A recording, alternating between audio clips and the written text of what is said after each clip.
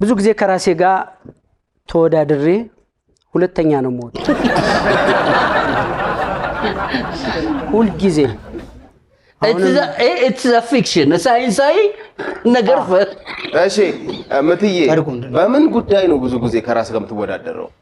በስራ ጉዳይ በስፖርታዊ እንቅስቃሴ ሊሆን ይችላል በማንኛውም ጉዳይ ከራሴ ጋር ፎካከራለሁ ነኝ ብለህ ከምታስበው ማንነት ሁለተኛ ነው የምትሆነው ሁለተኛ ነው የምወጣው አዎ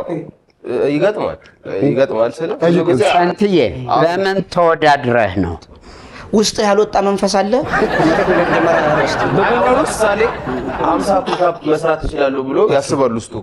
አዎ ግን ከረንትሊ ሲሰራ መስራት የሚችለው 10 ወይ 20 ሊሆን ይችላል ሁለተኛ ሆነ ማለት አይደለም የሚያስበው ማንነቱና እያደረገ ያለው ነገር ሲለያይ ማለት ነው እስቲ ላይሆን ይችላል ጠይቁት እንደዛ ነው ጠይቁት ለምን ተወዳድረህ ነው እንዴት አይነት አንግል ላሳይ ቆይ አንግል አመጣለሁ ከዛ በኋላ ከራሱ ጋር ተወዳድሮ ሁለተኛ በምን ነገር ተወዳድረህ ነው ሁለተኛ የወጣ ከራሱ በህይወት ውስጥ ስትኖር ከራስ ጋር ትወዳደራለህ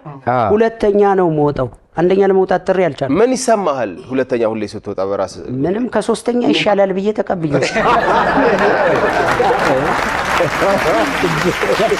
እኔ ሁለትዬ